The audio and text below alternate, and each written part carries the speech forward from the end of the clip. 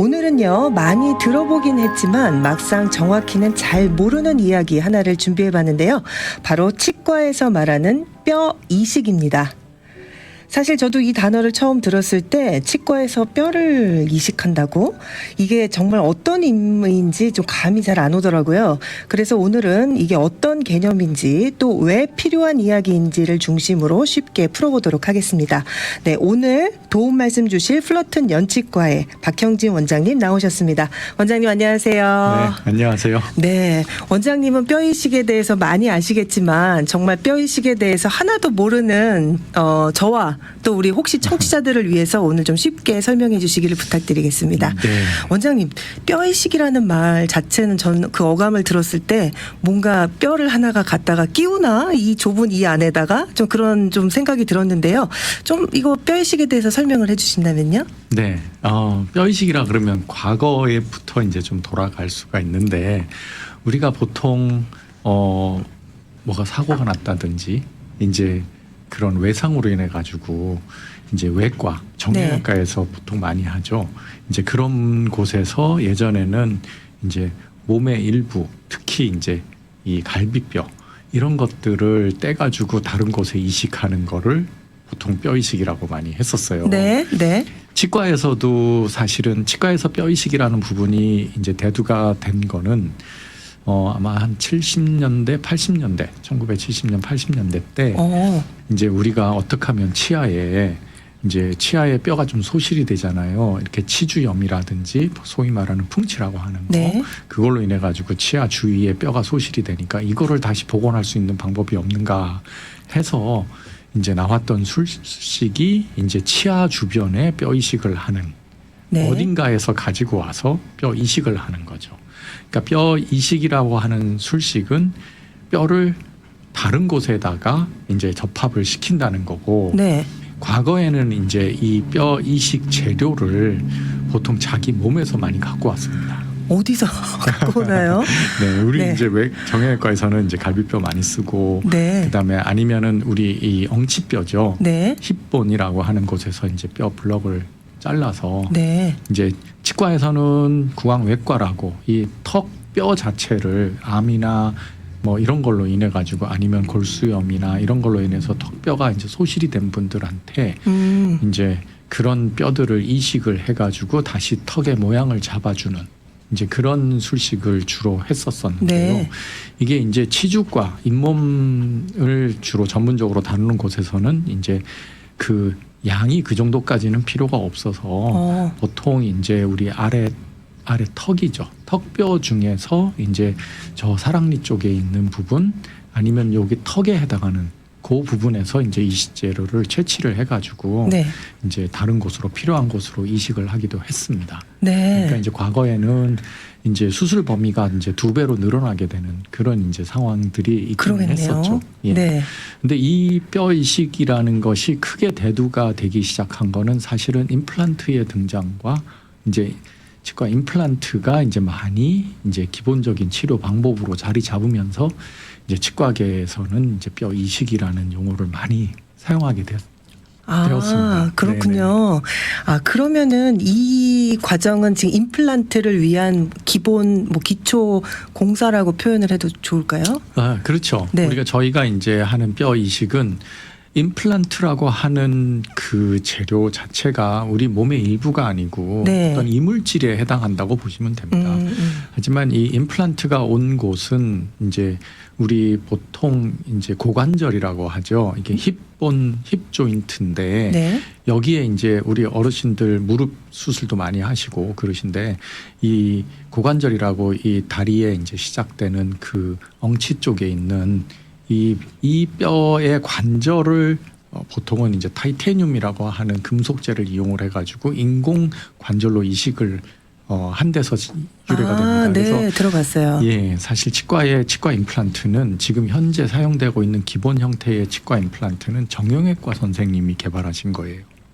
그래요. 치과가 아니고요. 치과가 아니고 네. 치과에서는 이제 발전을 시킨 거고 정형외과 선생님이 이 부분을 이제 인공관절 수술을 많이 하니까 이 부분을 치과에다가 쓰면 어떻겠느냐라고 하는 아이디어가 1950년대에 나오면서 네. 60년대에 이제 모양을 자리 잡고 이렇게 해왔어요. 아, 근데 이제 이게 인공 물질이다 보니까 어느 정도 우리 몸에서는 조금은 좀 반응이 이제 우리 몸의 일부인 것과는 좀 다르게 반응을 하기 시작하는 거예요. 그렇겠죠. 그런데 이제 어느 정도까지 반응을 하는가를 봤더니 뼈라는 그 조직의 양하고 좀 연관이 된다는 걸 발견한 거죠.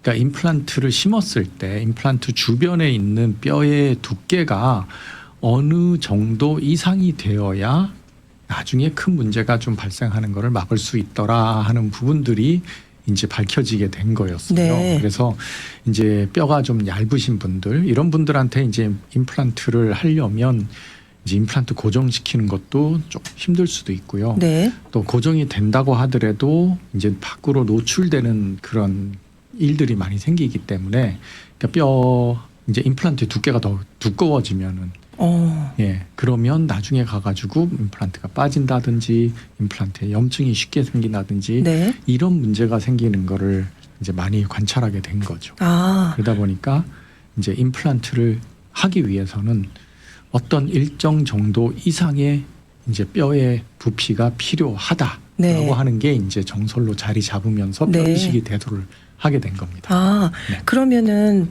예전에도 방송에서 그런 얘기를 해주셨는데 뼈가 줄어든다 아니면 소실된다 이런 네. 말씀들을 하셨거든요. 네. 그러면 이제 뼈 이식을 하시는 분들은 뼈가 이제 많이 사라졌다는 표현이 맞을까요? 네. 네, 그런 분들을 이제 시술을 하시게 될 텐데, 네. 그러면 그 양은 어떻게 볼 수 있나요? 뼈 양을 이제 정확하게 판단을 하셔야 될 텐데. 네네. 보통은 이제 저희가 이제 임플란트를 심을 때 예전에 지금부터 한 10년 이전에는 치과에서 CT라고 하는 기계가 이렇게 많이 드물었습니다. 물론 나온지는 치과에서 사용하고 있는 CT가 나온지는 20-30년 되기는 했지만. 아, 그래요? 네네. 네. 실제로 많은 분들이 이제 치과에서 사용할 만큼 이제 기계의 비용이 좀 줄어들고 네. 이제 이런 게 한 10년 전부터 인데요. 그 전에는 너무 고가라 이제 웬만한 곳에서는 구비를 하기가 힘들었었는데 네. 이런 3차원적으로 엑스레이를 3차원으로 본다고 보시면 되고 일반적으로 병원에 가서 찍으시는 CT와 비슷한 용도라고 보시면 됩니다. 네. 근데 이제 작동 방법이 조금 다르고 치과 쪽에서는 이제 그것보다는 비용적으로 좀 저렴한 그런 기술이 개발되면서 그게 응용이 돼서 개발되면서 이제 치과에 많이 사용을 하게 되었고 네. 이제 이런 뼈의 두께가 미리 좀 부족한 거를 미리 판단을 하고 이제 저희가 임플란트 시술할 때 뼈 이식을 미리 할지 아니면 임플란트를 시술하면서 뼈 이식을 할지 아니면 아예 뼈 이식을 안 하시고 다른 방법을 찾을지 이런 것들을 좀 판단할 수 있는 그런 좋은 방법이 생긴 거죠. 아, 그렇군요. 원장님, 그러면은요, 이제 이 뼈 이식에 대해서 조금 더 좀 시술 방법에 대해서도 좀 알고 싶은데요. 그러니까 예전에는 그렇게 뼈를 갖다가 이렇게 진짜 이식을 했지만 네네. 지금은 그렇게 하지 않지 않을까요? 네네. 지금은 그러니까 다들 수술을 받으시는데 또 한 군데서 예전에는 방법이 없었기 때문에 네. 이제 어쩔 수 없이 이제 감수를 해야 되는 그런 불편감이었는데 지금은 뼈 이식 제제가 여러 종류로 나오고 있습니다. 아. 네. 물론 이제 사람 뼈도 이제 잘 필터링을 해서 이제 여러 가지 문제가 생기지 않도록 하는 그런 뼈 이식제도 있고요. 동물뼈, 우리 소라든지 돼지라든지 이제 여기서 추출한 이 뼈 이식이라고 뼈라는 건요 사람이 자기 거를 추출을 하더라도 그 뼈는 결과적으로 죽는 거거든요. 근데 자기 뼈는 이제 이렇게 면역 거부 반응이 없기 때문에 이제 사용했던 거고 이제 다른 이제 뼈 이식제 다른 사람이라든지 아니면은 그 동물이라든지 이종 간의 이제 이식제인데 이런 것들은 저희가 쓰는 게 이 뼈대를만 씁니다. 그 안에 들어있는 뭐 여러 가지 연조직에 해당하는 그런 부분들은 전부 다 없애고 네. 이 뼈에 이제 이거 동물이든 사람이든 똑같거든요. 이제 뼈라는 것 자체의 구조가 그런 어떤 무기질 즉 미네랄이 많이 차 있는 그런 구조물만 이용을 하는 겁니다. 네. 그렇게 해서 이제 이렇게 프로세스를 거친 공정 과정을 거친 뼈 이식제들이 네. 이제 예전에는 많이 비쌌는데 그래도 조금은 이제 많이 저렴해지면서 이제 많이 사용을 할 수 있고 네. 우리가 또 다른 그 수술 부위를 찾지 않아도 될 만큼 네. 효과도 입증이 됐고요. 네. 그래서 원장님 그러면은요 정말 조금 더 구체적으로 좀 제가 설명을 좀 네. 부탁드리면 좋을 것 같은데 네. 예를 들어서 지금 어금니가 자리가 비었고 뼈 이식을 하시기로 이제 결정을 하셨다면 이 시술은 이제 그러면 잇몸을 째고 뭔가 주사를 놓거나 뭐 이렇게 하는 건가요? 아니면 어떤지도 좀 궁금한데요. 네네. 일단은 뼈 이식이 왜 필요한지를 조금 더 네. 보도록 할게요. 네. 아까 말씀드린 것처럼 뼈가 그 주변에 이제 양이 부족하다는 거는 네. 이제 두 가지 방향으로 보시면 좋은데 뼈가 얇아서 네. 그다음에 뼈의 높이가 부족해서 요 두 가지를 보시면 되세요. 하나는 수평적인 관계의 뼈의 양의 부족이고 또 하나는 높이 수직적인 관계의 뼈의 부족이고 이렇게 되는데요. 우리가 옆으로 뼈를 좀 두껍게 만드는 부분은 그래도 어느 정도 이제 잘 되는 그런 경우들이 있습니다. 뼈 이식이라고 해가지고 다 된다고 볼 수는 없고요. 네. 잘 될 수 있는 그런 환경들이 있습니다. 이렇게 우리가 그릇에다가 뭘 담을 수 있는 형태의 그런 어떤 뼈에 그 문제가 있으신 분 모양이 되어 있다면 이런 분들은 뼈 이식이 오히려 쉽습니다. 잘 되고 결과도 좋고요. 근데 그렇지 않고 뭔가 이렇게 볼록하게 튀어나왔는데 뼈가 부족하다.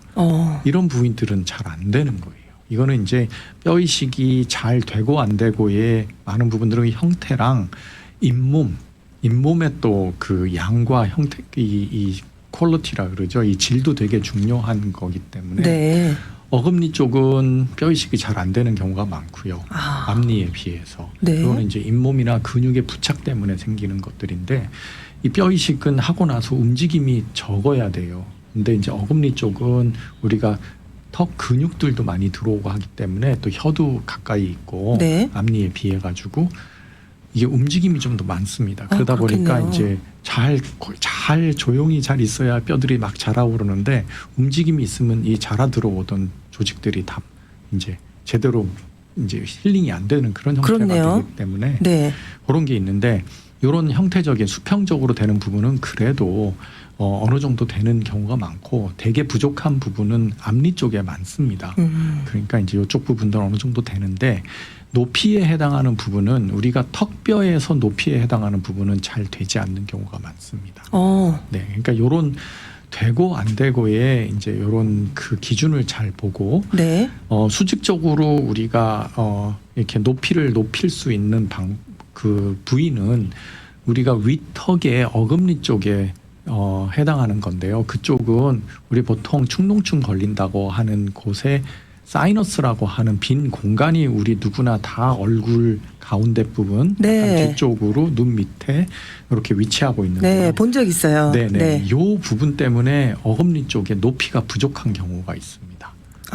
그래서 이제 이거를 사이너스 증대술이라 그래가지고 이 사이너스의 바닥에 접근을 해서 네. 그쪽에 아주 작은 얇은 막이 있는데요. 그걸 조심스럽게 들어 올려서 공간을 만들고 거기에다가 뼈 이식제를 채워서 네. 높이를 증가시키는 그런 방법이 있습니다. 그래서 이런 술식도 뼈 이식의 종류 중에 하나고 네. 그래서 많은 임플란트를 하신 분들이 사이너스 수술해도 돼요? 해요? 하는 거예요?라고 물으시는 분들이 있으세요. 좀 아시는 분들이시네요. 네. 네. 그런 분들은 이제 그쪽에 뼈 이식을 한다는 걸 이해하고 계시는 거고 그리고 뼈 이식이 이제 이렇게 얇은 뼈를 다시 만드는 게 아까 좀 그 잘 되지 않는 경우도 네네. 많다고 했잖아요. 그래서 가장 좋은 방법은 뼈 이식하는 방법 중에 어느 정도 치아가 자리를 잡고 있을 때 그때에 뼈 이식을 해서 이 무너지는 그러니까 이는 발치를 하게 되면 뼈들은 자꾸 사라지는 쪽으로 움직이거든요. 대개는 안쪽으로 이렇게 들어와요. 혀 있는 쪽으로 이렇게 잇몸도 이렇게 움직이고 뼈도 그쪽에 소실이 일어나면서 뼈의 이제 가장 높은 부위가 혀 있는 쪽에 그 동산이 만들어지는 경우를 많이 보거든요. 네. 이거는 자연스러운 치유 과정 중에 나타나는 건데 이 부분을 좀 의도적으로 좀 덜 무너지도록 하는 방법이 이제 이를 발치를 하면서 바로 뼈 이식제를 채워 넣는 이제 그런 술식이 있습니다. 네. 이제 이런 거를 하면 이 뼈 이식제는 금방 없어지지를 않는 거거든요. 아. 그쪽에 자리를 잡고 계속 공간을 유지를 해주니까 뼈들이 그 뼈 이식제들 사이로 이렇게 다 자라 들어오면서 우리 이제 비유가 적절치 모르겠지만 우리 콘크리트 안에 자갈을 해두면 네. 되게 단단하게 굳는다고 네. 강도가 높다고 하는 것처럼 네. 뼈 이식제는 그게 뼈로 이렇게 변하는 건 아니고요. 네. 그게 그 자갈처럼 역할을 해서 위치를 잡아주는 거예요. 그리고 그 사이사이의 뼈들이랑 다 그냥 엉겨 붙는 거가 뼈 이식 결과거든요. 네. 그러니까 그런 거를 하는 술식 이렇게 여러 가지가 있습니다. 아, 단순히 뭐 임플란트를 위한 뼈 이식이 아니라 그 자리를 조금 보존하기 위해서. 네, 그것도 임플란트를 위한 거죠. 아, 네, 나중에 네. 이제 나중에는 임플란트를 심기 위한데 음. 무너지지 못하도록 네. 하기 위해 한 거고 네. 이렇게 잘 했을 때 이제 임플란트를 제 위치에 잘 심을 수 있는 경우가 훨씬 더 예측 가능하게 좋은 결과가 나타나서 사실은 저희가 CT를 보면서 이 바깥쪽에 위치한 뿌리하고 뼈의 그 두께를 보거든요. 이 두께가 너무 얇으면 대개 발치를 하면 없어집니다. 뼈가요. 예, 뼈가 소실이 일어나고 녹아서 네. 없어지고 그 부분들이 이렇게 꺼져요. 잇몸도 이렇게 움푹 들어가고, 예, 그런 현상들이 생겨서 그 부분이 이제 얇으면 이제 발치를 하면서 뼈 이식을 권하죠. 네. 그러면 나중에 하는 것보다 훨씬 더 좋은 결과를 얻는 경우가 많아요. 특히 앞니는 저는 꼭 권하거든요. 네. 앞니는 한번 뼈가 무너졌을 때 다시 복원을 시켰을 때 저희가 미리 보존해가지고 뼈 이식하는 것보다 결과물이 그렇게 쏙 좋지 않은 경우가 많기 때문에 네. 그래서 최대한 보존을 하고 필요하면 더 얹어서 네. 이제 잇몸 쪽에 밑쪽에다가 이렇게 뼈 이식을 해놓고 하면 좋은 결과를 얻는 경우를 볼 수가 있습니다. 네. 네. 그 저는 자갈이라는 표현이 너무 비유가 적절했다고 생각을 하는데요. 네네. 원장님 그러면은요. 그렇게 이식제를 채우면 네. 정말 나중에 임플란트 제가 이렇게 그림에서만 봐도 뭔가 이렇게 뭐 드릴 같은 걸로도 이렇게 넣고 그럴 때도 이 강도를 다 견딜 만큼 그렇게 단단해지나요? 네. 이게 시간하고 참 필요한데요. 네. 그러니까 저희가 보통은 그냥 일반적으로 기다릴 때 뼈 이식이 필요 없으실 때 이런 경우에는 한 3개월 기다려서 임플란트를 심고요. 또 다시 이제 3개월 정도 기다리면 어느 정도 저작 강도를 견딜 수 있는 만큼 뼈가 네. 단단해진다 이렇게 지금 알려져 있습니다. 네. 뼈 이식 부분들도 그거를 따라가는 경우도 있고요. 아니면 새로 만들어지는 뼈는 조금은 소프트하기 때문에 시간을 좀 더 두는 것도 방법 중에 하나이기 때문에 뼈 이식제 양이 많이 들어가서 뼈를 많이 만들어야 되는 경우에는 조금 더 시간을 많이 주면 좋고요. 네. 기다리는 시간을. 네. 임플란트 심고 나서도 조금 더 시간을 좀 더 할애를 해서 네. 뼈가 더 굳을 수 있는 그런 충분한 시간을 주면 네. 이제 충분히 견디고 저작하는데 견디고 그런 경우들을 많이 봅니다. 그리고 임플란트가 이제 심을 때 순전히 뼈 이식한 곳에 심겨지는 경우는 많지는 않고요. 자기 뼈의 일부 플러스 재생된 뼈 이렇게 되는 경우가 많기 때문에 네. 이제 이 뼈가 이제 치유가 됐을 때 견딜 수 있는 힘이 어느 정도 우리 뼈에서도 얻을 수 있어서 한 3개월 해서 한 6개월 정도 힐링을 두면 좀 견딘다 하고 이렇게 많이 알려져 있습니다. 네. 근데 이제 뼈가 거의 없으셔서 전부 만들어야 되는 경우에는 이제 기다리는 기간을 6개월로 다시 이제 2배로 연장을 하고요. 임플란트 심고도 2배로 연장하는 경우들도 있습니다. 네. 오늘 제가 아까 방송 전에 원장님하고 얘기를 잠깐 나눌 때 오늘도 뼈 이식 하나 또 시술하고 오셨다는 말씀을 네네. 해주셨는데 또 그 환자분 괜찮으시면 어느 부분을 했는지 조금 어떤 시술이었는지도 좀 부탁드려도 그분은 될까요? 이제 이가 발치를 하고요. 네. 앞에 부분에도 이제 뼈가 너무나 얇았고 앞니. 네, 앞니 네. 부분이에요. 특히 앞니 부분은 미용하고 관련이 있는데 이 뼈랑 잇몸의 두께 이런 부분들이 굉장히 중요합니다. 이게 너무 얇으신 분들은 임플란트가 그 미용상 적절치 못한 그런 결과를 많이 가져올 수 있기 때문에 네. 이제 최대한 자기 잇몸을 좀 두껍게 이식을 한다든지 아니면 뼈를 두껍게 해서 이제 소실되는 것도 어느 정도 있거든요. 그거를 감안해서 뼈 이식을 이제 해야 되는데 이렇게 미용이 연관된 그런 경우에 있어서는 뼈 이식을 꼭 해서 뼈가 무너지는 거를 이제 조금 줄여주고 그다음에 부족한 부분들이 있습니다.